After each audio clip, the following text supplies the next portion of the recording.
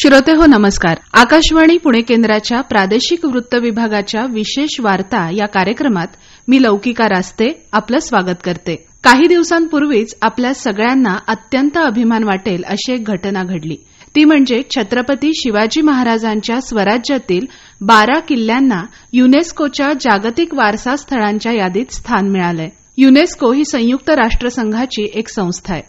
ही संस्था जगभरातल्या ऐतिहासिक, सांस्कृतिक आणि नैसर्गिकदृष्ट्या महत्वाच्या स्थळांचं संवर्धन करते. यामध्ये नैसर्गिक भूरूपं जसं की पर्वत, तलाव, वाळवंट, त्याचबरोबर वास्तू, शहरं, इमारती, स्मारकं अशा गोष्टींचा समावेश होतो. सध्या जगभरातल्या 157 देशांमधल्या 961 स्थानांचा समावेश युनेस्कोच्या वारसा स्थळांच्या यादीत झाला आहे. भारतात आतापर्यंत 29 स्थळांना हा मान मिळाला आहे आणि आता एक नाही, दोन नाही, 12 किल्ल्यांचा समावेश या यादीत झाला आहे. ही निश्चितच खूप मोठी गोष्ट आहे. याच विषयावर चर्चा करण्यासाठी आज आपल्या इथं इतिहास अभ्यासक, दुर्ग अभ्यासक आणि शिवव्याख्याते संदीप तापकीर आले आहेत. छत्रपती शिवाजी महाराज, छत्रपती संभाजी महाराज आणि महाराष्ट्रातील गडकोट हे त्यांच्या अभ्यासाचे मुख्य विषय आहेत. या विषयावर त्यांनी विपुल साहित्यलेखन केलं आहे. आतापर्यंत त्यांची 17 पुस्तकं प्रकाशित झाली आहेत. दुर्गांच्या देशातून या फक्त किल्ले या विषयाला वाहिलेल्या नियतकालिकाचं ते गेली 13 वर्ष संपादन करत आहेत. नमस्कार तापकीर सर. नमस्कार. विशेष वार्तामध्ये आपलं स्वागत आहे. मनापासून धन्यवाद. सर, एखाद्या वारसा स्थळाचा युनेस्कोच्या यादीत समावेश होण्याची प्रक्रिया काय असते आणि आता ज्या किल्ल्यांचा समावेश वारसा स्थळांच्या यादीत झालाय तो कुठल्या निकषांवर झालाय? युनेस्कोच्या वारसा स्थळांच्या यादीत समाविष्ट करण्याची प्रक्रिया ही खूप दीर्घ प्रक्रिया असते. 3 वेगवेगळ्या स्तरांवरती याचं काम चाललं जातं. सर्वात महत्वाचं म्हणजे सांस्कृतिक या निकषावरती आता शिवछत्रपतींच्या 12 किल्ल्यांचं समावेश या यादीमध्ये झालेला आहे. त्यातलं सगळ्यात महत्वाचं म्हणजे लष्करी स्थापत्याच्या दृष्टीने या किल्ल्यांची निवड करण्यात आलेली आहे. ज्या किल्ल्यांचा वारसा स्थळांच्या यादीत समावेश झालेला आहे त्या किल्ल्यांची वैशिष्ट्ये आपण काय सांगाल? सर्वप्रथम मी ह्या किल्ल्यांची नावं आपल्याला सांगतो. शिवनेरी हा किल्ला शिवछत्रपतींचं जन्मस्थान असल्यामुळे या यादीमध्ये समाविष्ट झालेला आहे. सगळ्यात महत्वाचं म्हणजे या किल्ल्यांना जी 7 वेगवेगळ्या कालखंडामध्ये जे दरवाजे बांधलेले आहेत त्या दरवाजाच्या रचनेमुळे ह्या किल्ल्याचा वारसा यादीमध्ये समावेश झालेला आहे. दुसरा किल्ला आहे राजगड, जिथं शिवछत्रपतींचं 25 वर्ष वास्तव्य झालं. आणि सर्वात महत्वाचं म्हणजे शिवाजी महाराजांनी राजगड जिंकल्यानंतर 3 स्वतंत्र माच्या या किल्ल्यावरती बांधल्या. त्या 3ही माच्यांचं नाव सुवेळा, संजीवनी आणि पद्मावती. तर माची स्थापत्य हे हा या वारसा यादीतला अत्यंत महत्वाचा निकष होता. त्या यादीमध्ये राजगड हा बेमालूमपणे बसतो. तर या 3 माच्यांव्यतिरिक्त अभेद्य बालेकिल्ला हे राजगडाचं वैशिष्ट्य आहे.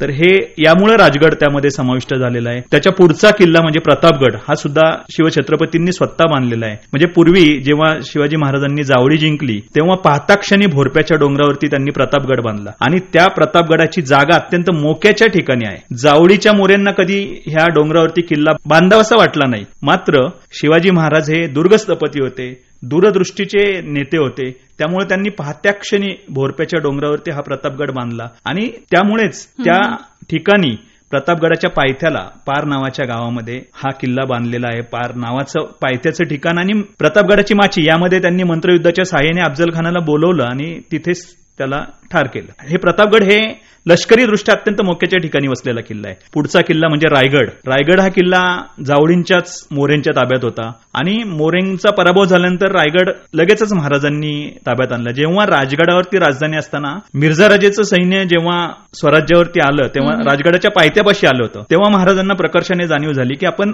ही राजधानी इथून हलवली पाहिजे. मग तेव्हा रायगड हा त्यांनी राजधानीसाठी निवडलेला किल्ला होता. रायगडावरती अफाट विस्तृत पठार आहे आणि या पठारावरती त्यांनी 300 पेक्षा अधिक इमारती बांधल्या होत्या. रायगडावरच्या 2 शिलालेखांमध्ये त्यांचं वर्णन आहे किती इमारती बांधल्या. हिरोजी इंदुलकरांच्या संबंधातला तो शिलालेख आहे. तर शिवाजी महाराजांचा राज्याभिषेक त्या रायगडावरती झाला आणि त्यांचं देहावसानही त्या किल्ल्यावर झालं. त्यामुळे रायगड हा या यादीमध्ये आहे.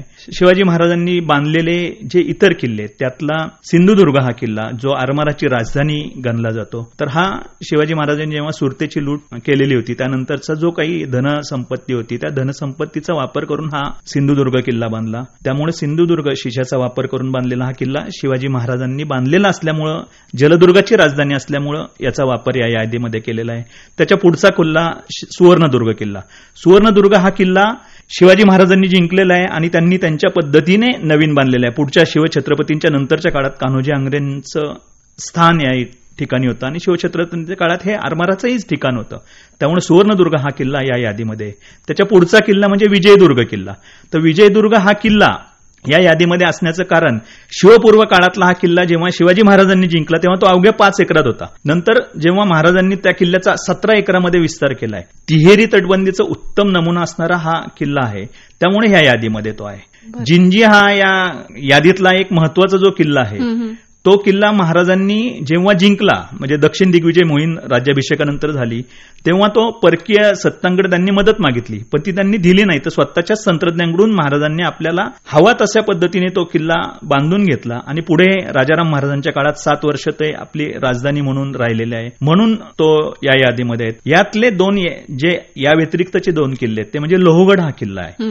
लोहगड हा किल्ला जो आहे तो शिवछत्रपतींनी 1657 मध्ये पहिल्यांदा जिंकला. सुरतेची लूट त्या ठिकाणी पहिल्या ठेवलेली होती आणि त्यानंतर जेव्हा पुरंदरच्या तहात हा किल्ला गेला, त्याच्यानंतर जेव्हा हा किल्ला परत जिंकला तेव्हा महाराजांनी काही बांधकाम केलं आणि महाराजांच्या नंतरही पेशवाईमध्ये या किल्ल्यावरती बांधकाम करण्यात आलेलं होतं. 4 दरवाजे, सर्पाकार द्वार रचना हे लोहगडाचं वैशिष्ट्य. त्यामुळे या यादीमध्ये. आणि अर्थात जो शेवटचा किल्ला आहे तो महाराष्ट्रातला सर्वात उंच किल्ला, ज्याला महाराष्ट्राचं एव्हरेस्ट असं म्हटलं जातं, हा तो साल्हेर किल्ला. हा महाराजांच्या ताब्यात निश्चितच होता. 1670 मध्ये महाराजांनी तो किल्ला जिंकला आणि महाराजांच्या ताब्यात तो किल्ला आलेला होता. साल्हेरच्या पायथ्याला महाराजांच्या आयुष्यातली एक अत्यंत महत्वाची लढाई झालेली होती. महाराष्ट्रातला उंच किल्ला आणि महाराजांच्या आयुष्यातली महत्वाची लढाई, या 2 गोष्टींमुळे हा किल्ला या वारसा यादीमध्ये. असे हे 12 किल्ले या यादीमध्ये. खांदेरीचा उल्लेख राहिला. खांदेरी एक राहिला. खांदेरी हा किल्ला जेव्हा कोकणावरती आपलं प्रभुत्व निर्माण झालं तेव्हा पोर्तुगीज, सिद्धी आणि इंग्रज या 3 ठिकाणी आपले शत्रू निर्माण झाले. ह्या 3 जण आपले प्रबळ शत्रू होते. तर परकीय शत्रूंवरती वचक ठेवण्यासाठी इंग्रज आणि सिद्धी यांच्या बरोबर मध्यभागी खांदेरी हा किल्ला महाराजांनी बांधलेला आहे. महाराजांचं उद्देशच असा होता की सिद्धीचा आणि इंग्रजांच्यावरती नियंत्रण ठेवायचं. याच्यासाठी महाराजांनी हा खांदेरी किल्ला बांधलेला आहे. शिवरायांच्या स्वराज्याशी निगडीत हे किल्ले आहेत, पण या किल्ल्यांना शिवकाळापूर्वीचाही इतिहास आहे आणि शिवकाळानंतरचाही एक इतिहास आहे. या इतिहासाबद्दल आम्हाला माहिती द्या. मी आता उल्लेख केला तसे फक्त 3-4 किल्ले महाराजांनी बांधलेले आहेत. बाकीचे सगळे किल्ले हे शिवपूर्व काळातले आहे. शिवनेरी हा किल्ला नाणेघाटाचा रक्षक म्हणून सातवाहन काळापासून बांधलेला आहे. आज आपण खात्रीशीरपणे सांगू शकत नाही कुठला किल्ला कोणी बांधलाय, परंतु शिवपूर्व काळातले अनेक उल्लेख या किल्ल्यांवरती येतात. म्हणजे शिवनेरी हा शिवाजी महाराजांचा जन्म तिथं असल्यापासून आपल्याला सगळ्यांनाच माहिती आहे की तो अगोदर बांधलेला आहे. शिवाजी महाराजांनी 5 वेळा प्रयत्न करूनही तो त्यांना जिंकता आला नाही, परंतु शिवाजी महाराजांचं या किल्ल्यावरचं प्रेम आणि आपल्या महाराष्ट्रवासियांचं शिवाजी महाराजांवरचं असणारं प्रेम, यामुळे हा किल्ला या यादीमध्ये समाविष्ट करण्यात आलेला आहे. राजगड हा तर किल्ला शिवछत्रपतींनी म्हणजे जिंकल्यानंतर बेलाट पद्धतीने बांधला. 3 विस्तीर्ण माच्या मी सांगितलं तसं. आणि याला शिवपूर्व काळाचा जसा इतिहास आहे तसा शिवकाळातला प्रदीर्घ इतिहास. म्हणजे शिवाजी महाराजांच्या सगळ्या मोहिमा 25 वर्षातल्या ह्या राजगडावरून झालेल्या आहे. त्यामुळे शिवाजी महाराजांचा बहुतेक काळ राजगडावरती वास्तव्य झाल्यामुळे शिवाजी महाराजांच्या दुसऱ्या पुत्राचा जन्म, राजाराम महाराजांचा जन्म ह्या शिवनेरी किल्ल्यावर झालेला आहे. रायगडावरती जेव्हा मोऱ्यांच्या ताब्यातून रायरीचा हा डोंगर आपल्या ताब्यात आला तेव्हा रायगडावरती महाराजांनी वेगवेगळी बांधकामं केली राजधानीच्या दृष्टीकोनातून. आज जी बांधकामं आपल्याला रायगडावरती दिसतात त्याला ह्याच ठिकाणाला हेच म्हटलं जातं असं खात्रीशीरपणे आपण ठामपणे सांगू शकत नाही. आज जो राणीवसा आहे तो कदाचित पूर्वी राणीवसा नसेल. आज जो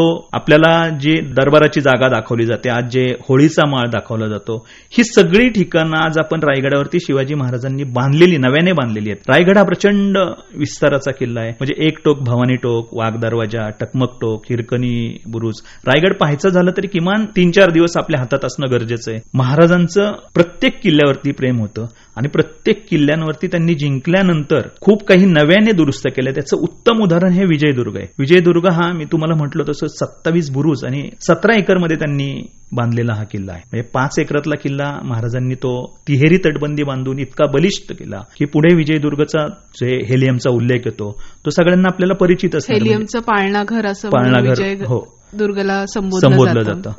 तर खांदेरी हा मी जसं म्हटलं की शिवनिर्मित किल्ला आहे जो सिद्धी आणि इंग्रज यांच्यावरती वचक ठेवण्यासाठी बांधलेला आहे. सिंधुदुर्ग तर स्वतः त्यांनी बांधलेला किल्ला आहे. लोहगडाला पण शिव उत्तर काळातला इतिहास मोठा आहे. लोहगडाचे आज जे 4 दरवाजे आहेत त्यातला एकच किल्ला हा शिवपूर्वकालीन आहे.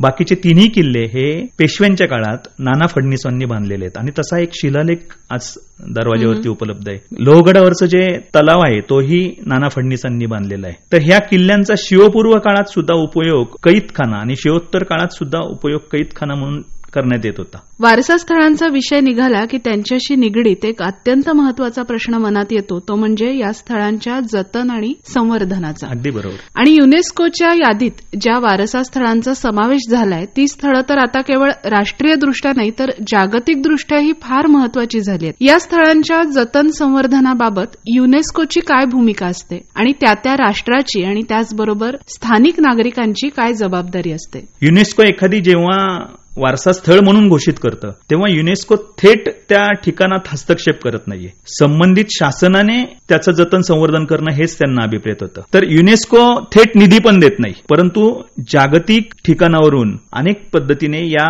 जतन संवर्धनासाठी निधी मिळवला जातो, जो विकास निधी म्हणून आपण वापरू शकतो. म्हणजे सगळ्यात महत्वाचं म्हणजे आज आपल्या ह्या सगळ्या 12 किल्ल्यांवरती आज घडीला प्रचंड कचरा असतो, प्लॅस्टिक असतं, स्वच्छतागृह आज नाहीयेत.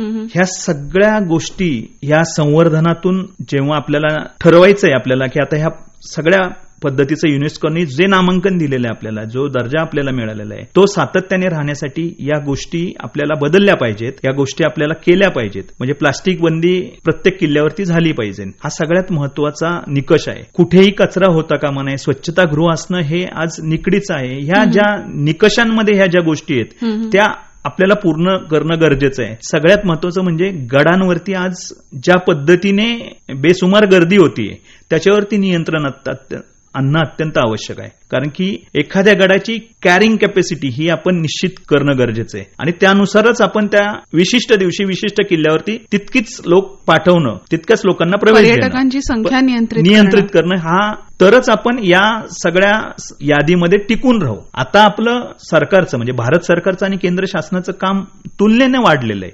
कारण की या गडावरती जाणारी लोक आता वाढणार आहे. त्या वाढणाऱ्या संख्येला जे नियंत्रण ठेवणं गरजेचं आहे, त्यांना सुविधा देणं गरजेचं आहे. त्या वारसा स्थळाच्या ठिकाणी प्रत्येक ठिकाणाचा इतिहास लिहिणं गरजेचं आहे. आज आपल्या किल्ल्यांवरती कुठेही पर्यटक गाईड नाहीये, म्हणजे पर्यटकांना माहिती देण्यासाठी एक विशिष्ट व्यक्ती असणं गरजेचं. मी त्याच प्रश्नाकडे पुढे येतेय की या जागतिक वारसा स्थळांच्या जतन आणि संवर्धनाबाबत आपण बोलतो आहोतच, पण युनेस्कोच्या वारसा स्थळांच्या यादीत समावेश झाल्यामुळे साहजिकच इथे देश परदेशातल्या पर्यटकांचा ओघ वाढणार आहे. त्यामुळे आता या स्थळांच्या पर्यटन मुद्द्याकडे येताना या गड किल्ल्यांच्या सामर्थ्याचं, त्यांच्या गुणवैशिष्ट्यांचं यथार्थ दर्शन या पर्यटकांना घडावं यासाठी एक इतिहास अभ्यासक, दुर्ग अभ्यासक म्हणून तुमच्या शासनाकडून काय अपेक्षा आहेत? आता शासनाकडून जी अपेक्षा आहे, मी जसं बोललो तसं प्रत्येक किल्ल्यावर मार्गदर्शक असणं अत्यंत गरजेचं आहे.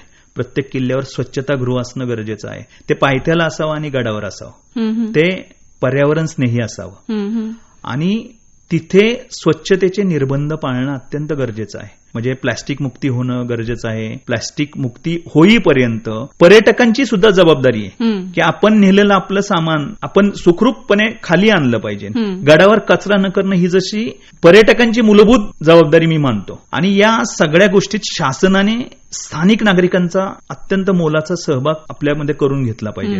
छत्रपती शिवाजी महाराजांनी घडवलेल्या वैभवशाली इतिहासाची नोंद या माध्यमातून जागतिक पटलावर झाली ही अतिशय अभिमानास्पद बाब आहे हे निश्चित. पण आता या देशाचे सुजाण नागरिक म्हणून आपली ही जबाबदारी वाढली आहे. तापकीर सर, आज आपण इथं आलात आणि या वारसा स्थळांच्या वैभवाबद्दल, युनेस्को सारख्या संघटनेनं केलेल्या त्यांच्या गौरवाबद्दल आणि आता भविष्यात आपली नागरिक म्हणून, पर्यटक म्हणून, इतिहास अभ्यासक, गडप्रेमी म्हणून काय जबाबदारी आहे याबद्दल आम्हाला मार्गदर्शन केलं. त्यासाठी मी आकाशवाणी आणि आमच्या श्रोत्यांच्या वतीनं आपले मनःपूर्वक आभार मानते. धन्यवाद. धन्यवाद. नमस्कार. नमस्कार.